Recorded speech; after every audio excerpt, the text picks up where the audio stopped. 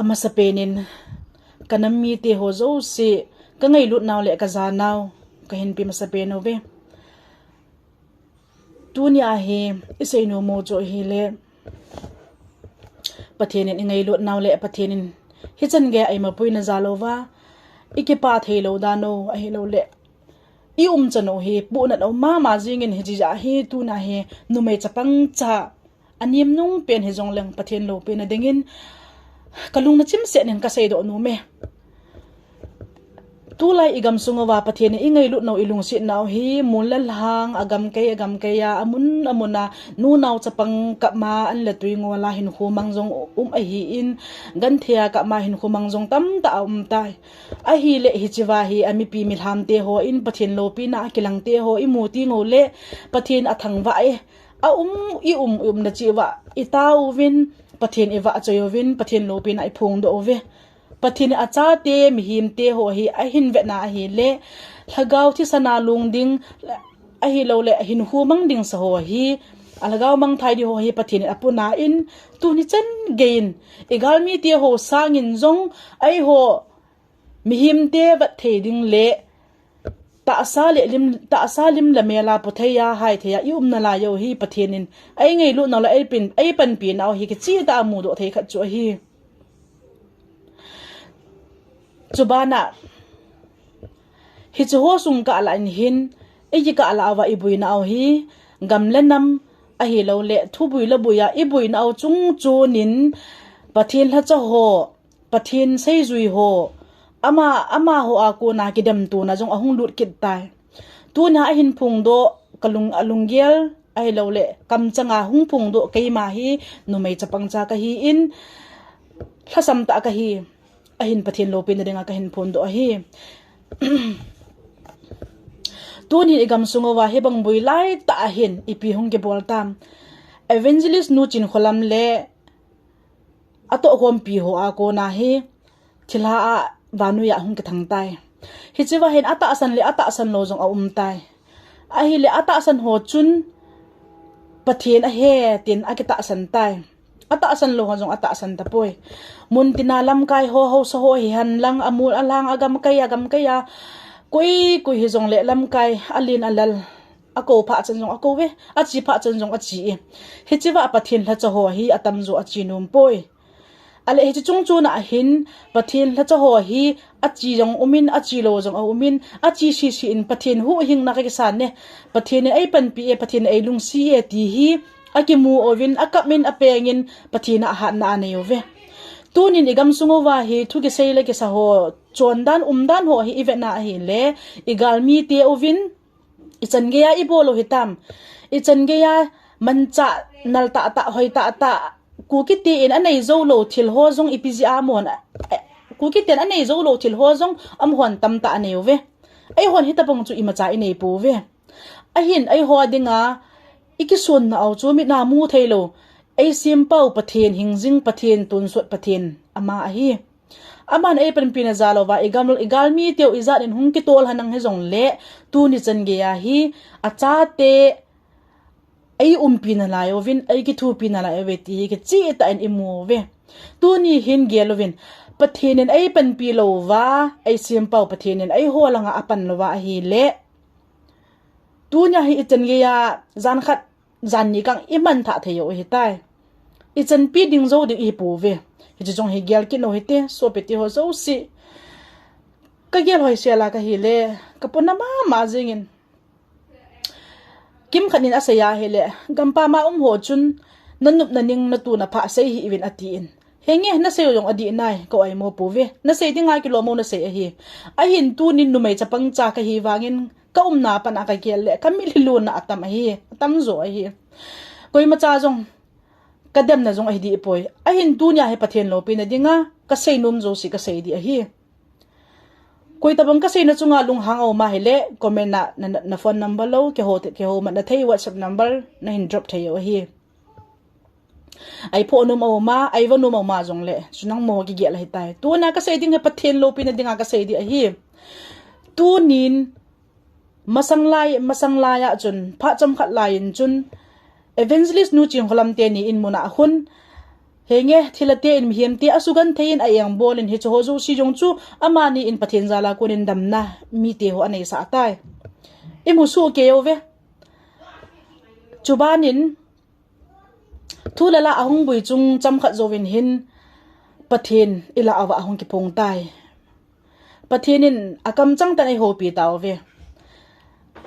pathinin ichan ge ham khat na ami ti ai pan pi taw ve ki chi tani mu taw ve ahin masanga pathi thilate in hiam ti asu gan the dam namun a hi ji chun pathin o ahung ki phu na pathinin ai pan pi naw pathin ama ta ahung ki la an a zong thilapa ni mu taw ve mi ho zo sin ahin hi chi pathin ahung ki la ni khuwa ge pa na tu ni chan ge ya hi ase yang pel lo lai hi leng lo lai hi igal mi teo to ke kap tu ding le ke that tu dinga a hi lo le igal mi teo do dinga ium namun ba zong igal mi teo asang aza ahung ke tol na chung azong pathini awan tilte ai ob khumowa ai piova ai ho him la thal hoi ta ta nei lo te i macha nei lo te in am ho ki cha na lung thim au ma am ho nung ki na lung thim au thei ji jong hi pi ham min amu thei lo am ho na min amu thei lo ba nga pathini ai pan pi naw le pathin laga ben ai pio he ti ke chi ta ni ki mukit tai pathin lo pi na chang ta han chubana isei ki chubana na sei be ki nong hitin tunin hoi selin ngai tu hite leisi chunga hi na chi na thip na in ki sung hi in abc he hi zong lo chon abc ki ti hi leisi chunga mi him te adinga mei za di mei pau ki he tu na ding mei mia za ding he bo ve pathin ko ma abc thu om poi pathin nei te chu abc thu om poi abc hello bin jong pathin anaya hi le pathin to ki ho the ya hi le chi na thip na abc he a chi na thip na nei ho sa nga zong lo pi zo le chung nung zo a hi di jong i phong do nu mo ve hoi tan ge lo hete tu nin zong video youtube aka hin mo ki nin midang hon jong mi tam tan i mu ding o hi ahung ichiwa ahung ke sein a chun pathinin ko bru pa thilapa a he tin nu mai kha sunga a hin pathinin ka ti chu chalai ka chu ka sei jom lo a hi in nu mai kha chunga a hin video ka hin mon a chun nu mai kha sunga a hin pathin ko bru pa a he ti in pasal koi ham khanin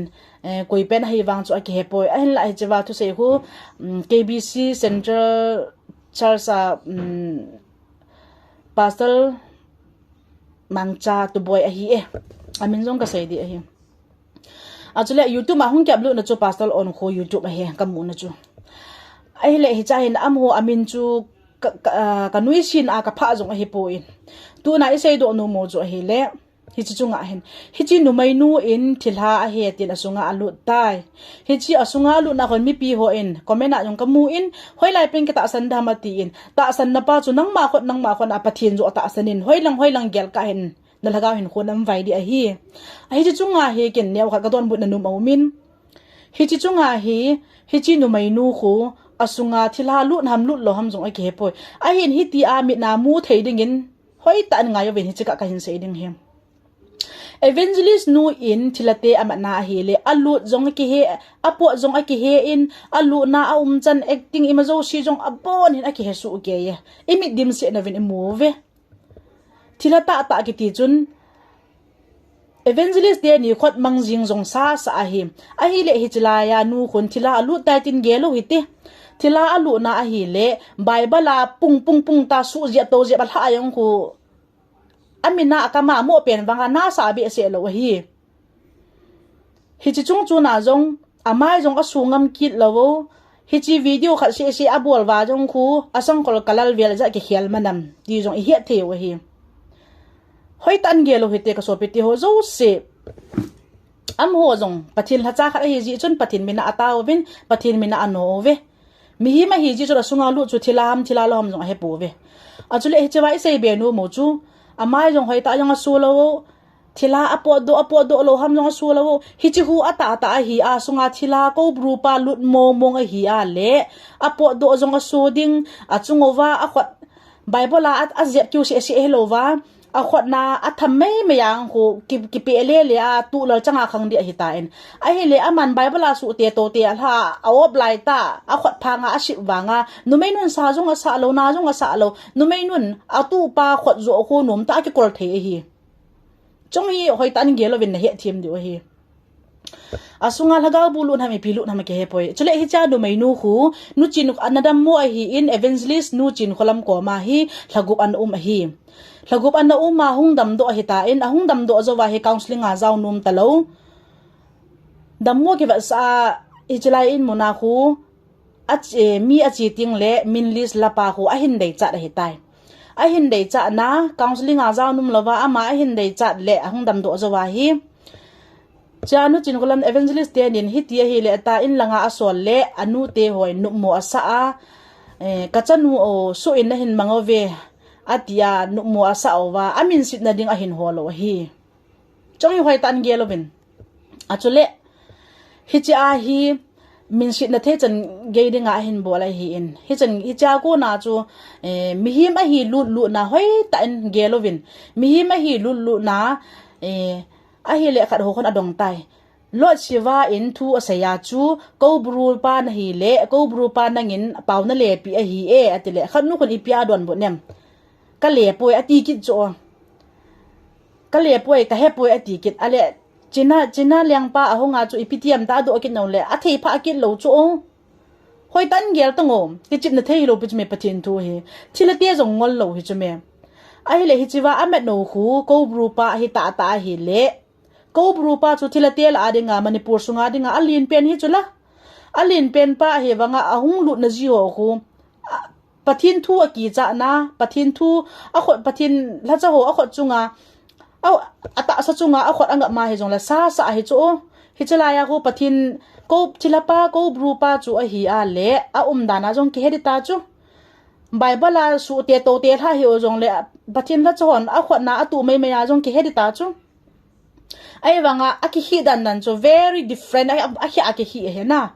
ke hin video jo shong ka va de hin mi jo shong i va ding o hin cha ho hoi se la bor thu he din ka ge la ke wang hi chang chu ki ha se ra tan tin ji mi pi te ho so pi ula naw te ho jo sin hoi tan ge lo hi te hichilaya athila apot lamjong ke hello ko bru pa thila pa a hi a le aum chana jong i he de wa he tai ipibola ama shelo ham ipibola apot do ki mulo ham ibola bible a te jong le na sa lo ham akamba pen me wanga ipira video khana song kol kalal via ja ki hial ham chong ko ge lo bin numei nu condition ho to hi ama kho dam jong dam ta lo di a hi adam do zawa pathin na sa lawa hitia awum na chunga min ale hiti na hi le ta asol do le abon wa lung na wa hi in a chung chona jong to hitia am ge le to ho dam jong dam ta lo di hi hiti ho hi ti jo an he thi mo te chu ka sei do no mi a chu ki jong le pastor vanui le si na hoi tan gelovin pastor khat ne hi a pathin hacha pathin thau nu khat ne hi le dem wang ka dem poi a hin tu nya ka seiding hi nang jong pathin hacha nang jong pastor ne hin pathin thau nu sa ne hin ke jong pathin sim sa ilit na hon ki bang cha hi leisi na dinga na title na degree na thip na bible sim na ki sun pi a pathin hacha na hi le na fail di hi ka sei do no me chi bible na thip man wanga chu mihim te in na zanan te ahi wanga nangin iza nin ke bol thei sa nang iza nin ipi di jong la chun abc hello nu hello pa to pathen i lagaw hin kho hi ki bang chana asim a hi tiong ka sei do nu me achubana pathenin tuni a hi acha te gamtin na hausa hi hallang lam kai hallang thing nui song no hi hallang ipilam pi hi jong le hi chiwa a sei na zo si a mi yo si a chin pathin ko ma atawe ai le tuni ni khu a pathin thau nu sa pathin la cha in ipibola thila a he ta na chinum lo ham na chinum lo wan na ta thila a he ta na ta san lo wan na hi le nang thilha mi him tel a ki kum thein hi poi ti in lang chi in lang ga tham in lang ga ki ho pi tang face to face ga ki ho pi tang hi ting le chun pathin ham satan ham ti chun he di ta chula pathin la cha na hi a na na a pat na gala pat na thila he ta na dam dot sangin chun nakal sungin lang amun lai ta ani izat phat izat hilai muna ko pathian ke phung ham ale thila na gya jong le thila ke phung ham chi in lang pathian thau nu sa pathian tha cha na hi le amun lai ta kon ga chi in lang ga ko in lang nang satan nang hiti khati tin nang ga saitang hi chipa la chun a hi lo na hin don bud de hi tai hi chi wa jong chi ngam lo a hi le na dem ma hi chi evangelist nu in tu ta na ta san lawa a hi le ta na ko wa na hi le na jam le o ne het lawo tu ni chan ge ya hi pastor ho henge mi zo shi ke bong po a hin nang ma ki gelin pastor khat pa tu lai pastor atam zo hi ka sei ngam he chi him sum la pa ya na tong dim se da he tai ku to tai to shu na ke van wa na ri da zip la kala hayo wa city la a helo le gam nom la pathin thun odim dimana pe no chu pathin in adai a hi poi pathin lo pi hen chi ka sei do he ki zum ka pon na mama e na ki van sma na title pa na bible sim pa na chu na ki sa pi a na ki van sma that na khunum lai in num lai ya pathin thu kul bit num lai ya na dina na odim dimana pen hu pathin ade hi poi pathinin a ang sunga kui chu hi kui ta pau hi jong le akineu sa pa akineu sa aneu pen chu choi sanga de ati jong hi no chula tu ni hu a hi hoi tan gelo hi te ka so piti ho zo se evangelist te ni in abol hu ipi ham hoi tan ngai tu hi te thila in mo gya yel po te hi chi se do num naw hi ipi ham ti le ama ni khun van nuya mi him te in nui nung pe na amu mi cho albai to so mi chu pastor ho in tu ni chan ge ya hi mi cho albai ho to na sop kha ta am ki gelin ne lo cho lo izat na tu tam ki gelin an nen kira ta ho pathin mina na su thingam ki gelin nu chin kholam banga khu na in na lo sang lo wa a hi lo le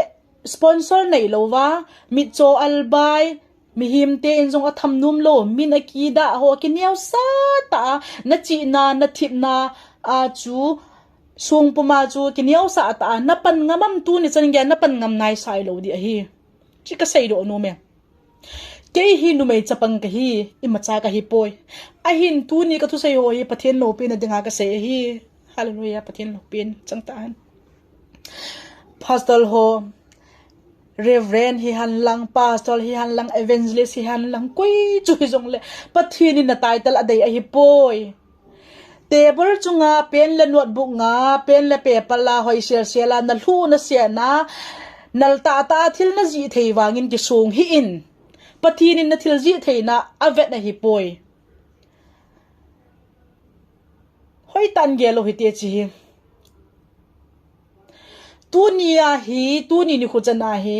pastor ho hin hoi selin ki sei hanang hi le nangai ma mai theu hin ai hin ka sei di hi ta chunu ka hi ke yong na ka sei di hi dem bang ka dem poi pathin zala ka sei di hi tu ni khu ni hin na pastor hi na hi lo nei hi le chun pastor na panzo di hinam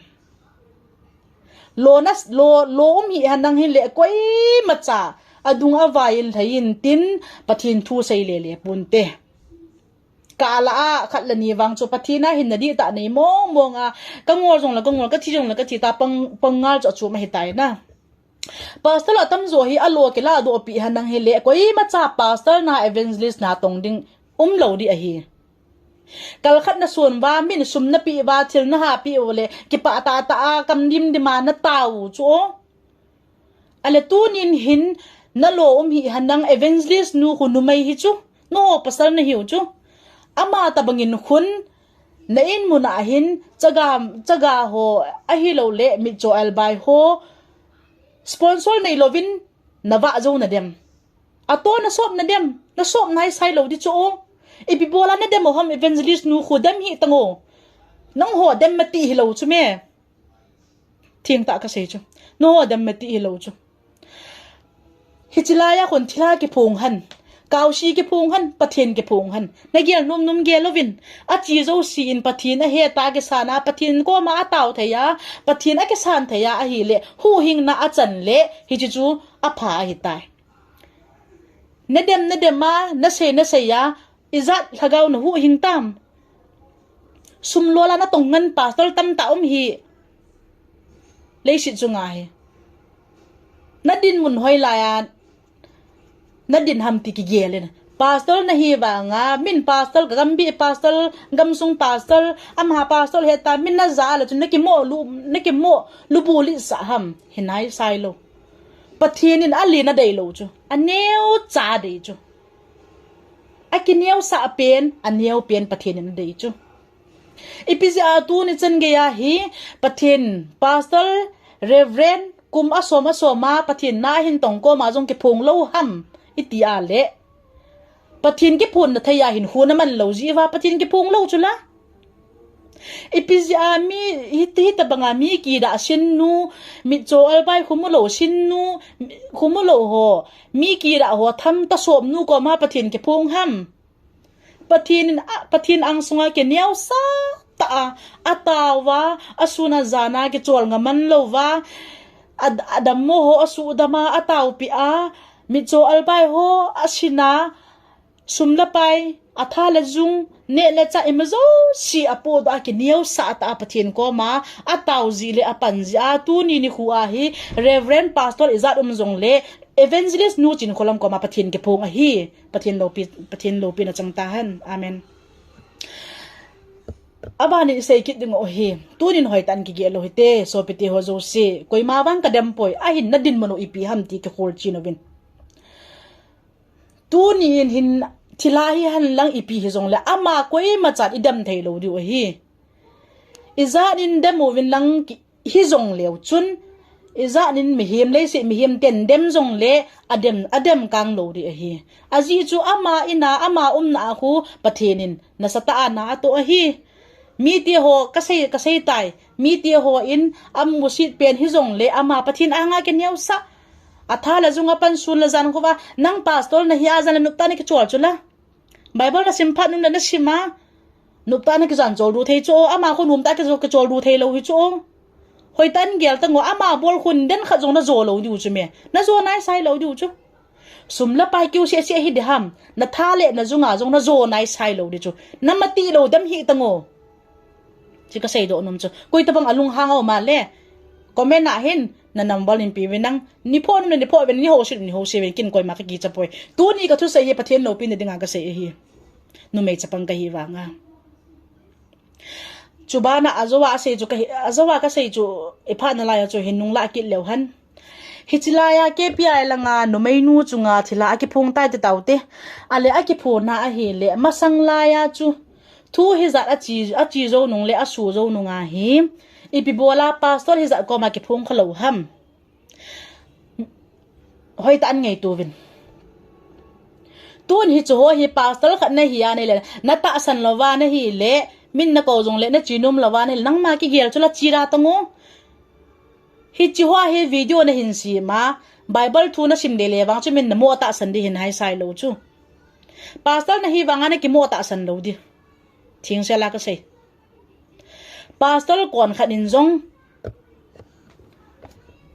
mun khat na min gam chum khanan ko le hi za ni pi wa le hi za ni pi di wa la ka hung di he hi za nei pi di hunan ta ri man na bolo chula na za au chalo ong pastor khat pathin la cha khat na hi wa na hi le hitya nang ma ta sa nang ma lor sung ning ban na ki ngai tu wa na hi ipi bola evangelist nu da ma ham nang dam mati hi nai sai lo chubana khat ve ka ngai do khat chum pastor kanui shi na wang hi pon pastor on kho jong a hi na ama na hin se ai da satan hin da me ai wang kin dam na thua wang ka se hi bo in ji thu hin iza nin ipi sai yong la chun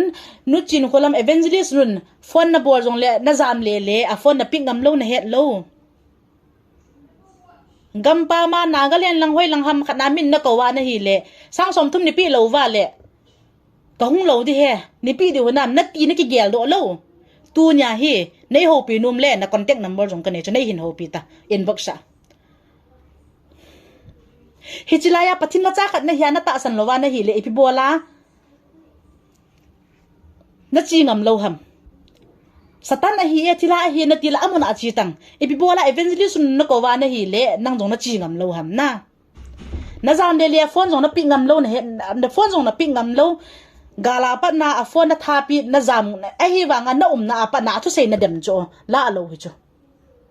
hoi selin ki gyal tanang jo ita san lova hele approve ding chu amun ta na chi ding o tu na hai pathin na hi ham satan na hi ham ti pastor khat na hi a pathin ha cha thau nu khat ni ha le amun ta na ga cha na ga khur chil thei chula amuna ban khur chil num lawan da to mu na ibi bola video na sema youtube man na upload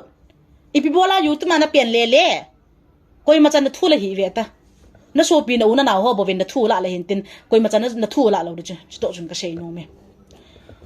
nei don bu no man na hi lawang chun contact number jong ka nein ho jong ke ho ji in ne hin boxin kei wang chu pathin mena ka don bu din na he nang chi na le nang thip na wang kin i ma cha ka pha poi kei nu me chapang jong ka hi ni ma ka hi poi ai in hi chan thu se ong chu ka pu na jong le na ta san lawa na hi le mi ko ma video na sim nga la na hi ta jong le approve dingin chun amun ta ga chi in lang amun ta pa cho video jong ka to in lang na thu sai ho jong record bolin lang chu ting le video sim tang ka pam chu pathin na hi ham na hi lo ham tin proof ga pitang ka pam chu min na phone le na jam le a hi wa nga anal la na smart thana pathin thu nen sa youtube man na hin upload cho hi chu hukin ka dei lo chu na pathin thu sei ka dam he poi na pastor ka dam he poi thila chung thu le pa pathin chung thu a hte ni ke ka na ta san lowa na jam le na chunga video na hin sim ja he chan ge ka hin se hi ka so piti ho zo si hoi chelen ge lo hete tu nin nu mai chapangin amareng a se he tin na ninu isat na binate a hin tu nya he pathin lo pin dinga ka se hi chi thu ka sei ko na jong he pathin ko ma vel ni ta mi lo nga ka taw hi pathin na lung lam hi le hitabang kalunggel ho hi kasay do the na dinga ta he pathin ko ma taw hi tunya he chan gei thu ka hin sai do na hi nang kanui si ji le pathin kanui si ji hi poi tu na ka sai pathin lo pin di zo ka sai hi a pathin thu le thila thu na hin sai ko ma na na apana video na hin se ma na hin upload na hin video mi zo se youtube ma na hin mu sa ji a chu ichan ge ya thila mo ai he na ti a hele na chi ngam kit lo hi cho ga chi in lang hoi selen approve ga bitang hi chi chu a hi la chu na apanin ka chi in hi thila a hi di cha ne a hi mo nge ti pa hi na head do ana hi la chun sim video semin lang pathin thu to chun te ka en lang hi la chun mi jo sin jong ke ta san di chu nang ma min na ko le na jam le na chi lo ai le na pa na ga la pa na hi ti ai thu na sei ji a chu he chan ge ka hin se do kha hi mundina so piula nauti ho zo si nu la pati ho zo si hi chi video hin ngai zo si hi chi apana ache chan ga hin ngai zo si pathinin pathe na bo chi taw han ka ke pa